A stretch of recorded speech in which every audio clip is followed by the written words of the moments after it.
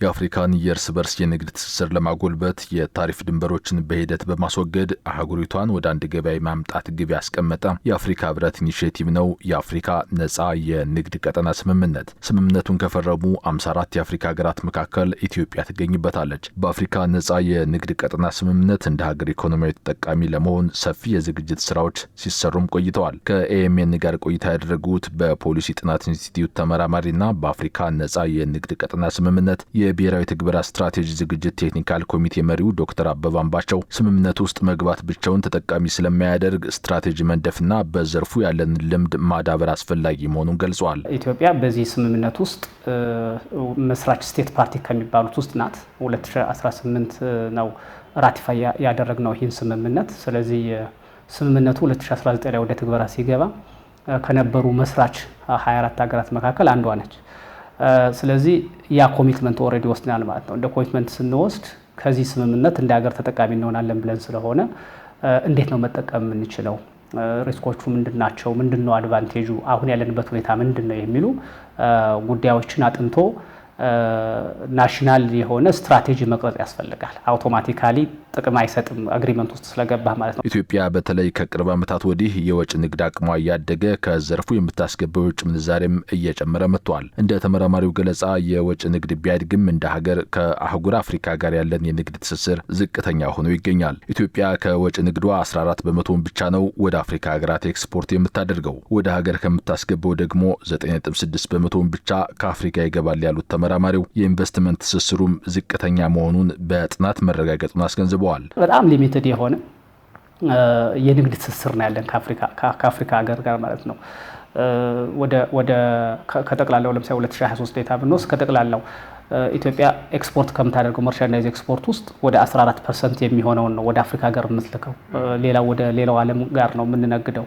ኢምፖርታችንን ብታይ እንደዛው ነው። ወደ 9.6% አካባቢ ነው ኢምፖርት የምናደርገው ማለት ነው ከአፍሪካ ሀገራት።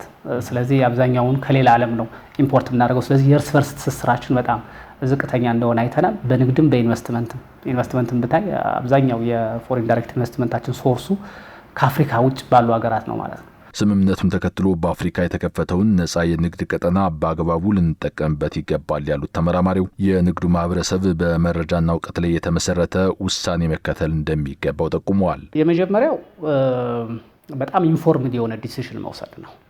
ንግድ በአጋጣሚያ ስለሚቀልህ ወይም ደግሞ የሆነ ነገር ሰዎች አብዛኛውን ጊዜ ቻይና ሄደው ስለሚያመጡ ሌላ ሀገር ሄደው ስለሚያመጡ ኦኬ እዚህ ቦታ እንዲህ አይነት ቃል ሊሂድም ሳይሆን በደንብ ኢንፎርምድ የሆነ ዲሲሽን መውሰድ ያስፈልጋል።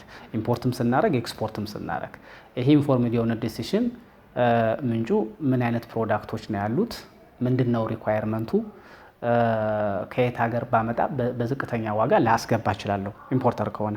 ኤክስፖርተር ሲሆን ደግሞ የት ቦታ የዚህ ማርኬት የዚህ ፕሮዳክት ማርኬት አለው፣ ብዙ ትራንስፖርት ሳያስወጣኝ ብዙ ጊዜ ሳያስወጣኝ የት ቦታ ይኖራል የሚሉትን ነገሮች በደንብ ኢንፎርምድ የሆነ ዲሲሽን መውሰድን ይጠይቃል። ኢትዮጵያ በአፍሪካ ገበያዎች ምርት አቅራቢ መሆን የምትችልባቸው በርካታ ዘርፎች እንዳሉም ዶክተር አበበ ገልጸዋል። አሁን ባለው ጥናት መሰረት አብዛኛው አግሪፉድ ነው ኢትዮጵያ ወደ አፍሪካ ኤክስፖርት የምታደርጋቸው የፕሮሰስድ የሆኑ ፉዶችን፣ ፍሩት ኤንድ ቬጂቴብልስ፣ ኮፊ፣ ይሄ የቅባት እህሎች፣ እነዚህ ወደ ሌላውም ዓለም ኤክስፖርት እያደረግናቸው ያለ ኢሚዲየትሊ አፍሪካም ውስጥ ብዙ ማርኬት ላይ ፖቴንሻል ያለው ናቸው። ፖቴንሻሎችንም ለማሳየት ሞክረናል። ከዛ በተጨማሪ ናይጄሪያ፣ ሴራሊዮን፣ ቶጎ ብዙ የአፍሪካ ወደ ሳውዝ አፍሪካ ብዙ የአፍሪካ ሀገሮች ተመሳሳይ አሁን እያመረትንና ወደ ትንሽ ማርኬቶች አፍሪካ ላይ ኤክስፖርት የምናደርገውን ኢሚዲየትሊ ማስፋት የምንችልባቸው እንትኖች አሉ። ከግብርና ምርቶች በተጨማሪ የኢንዱስትሪ ምርቶችን ለአፍሪካ ገበያ ለማቅረብ መስራት እንደሚገባ አስገንዝበዋል።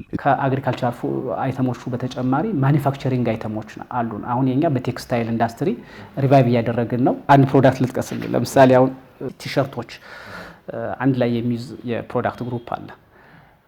ይህ ፕሮዳክት ግሩፕ ስናይ ወደ አሁን እኛ ኢትዮጵያ እየላከች ያለችው ወደ አሜሪካ ወደ 2 ሚሊዮን ዶላር አካባቢ ለምሳሌ 2015 ከ21 አካባቢ ያለውን አቨሬጅ ብናይ ወደ 2 ሚሊዮን ዶላር የሚሆን ወደ አሜሪካ፣ ከዛ ኢታሊ ነው ቀጥሎ የሚመጣው ወደ 1.8 ሚሊዮን ዶላር ምናምን በጣም ትንንሽ ናቸው። ወደ እነዚህ ሀገሮች ነው የምንልከው። ይህም ፕሮዳክት አፍሪካ ላይ ምን አይነት ዲማንድ አለ ብለን ስናይ ለምሳሌ በአመት ሳውዝ አፍሪካ ወደ 90 ሚሊዮን ዶላር የዚህ ፕሮዳክት ዲማንድ አለ። ናይጄሪያ ወደ 47 ሚሊዮን ዶላር አላት። ኬንያ ወደ 30 ሚሊዮን ዶላር አለ። እነዚህም በሙሉ ብደምራቸው አፍሪካ ውስጥ ከፍተኛ የሆነ ዲማንድ አለ። እነዚህ ሀገራት ደግሞ የሚያስገቡት ሳውዝ ኢስት ኤዥያ ወይም ኤዥያ ላይ ነው። ወደ ቻይና፣ ኢንዲያ አካባቢ ነው እነሱ የሚያመጡት። እኛ ወደ አሜሪካ እንሄዳለን፣ እነ ኬንያ ከኢንዲያ ያስመጣሉ፣ እኛ ወደዛ እንልካለን ማለት ነው። እርስ በርስ ኢንቴግሬሽኑ ሲኖር ብዙ ትራንስፖርት ምንም ሳታወጣ እዚህ ቅርብ ያለውን ማርኬት ሰርቭ ማድረግ የምችልበት እድል ይኖራል። ኢትዮጵያ የአፍሪካ ነጻ የንግድ ቀጠና ስምምነትን ለመተግበር የሚያስችል ዝርዝር ስትራቴጂ አዘጋጅታ ወደ ተግባር የገባች ሲሆን ተገቢውን ኢኮኖሚያዊ ጥቅም ለማግኘት በየደረጃው የግንዛቤ ማስጨበጥና አምራቾችን የማነቃቃት ተግባራትን ስትሰራ ቆይታለች።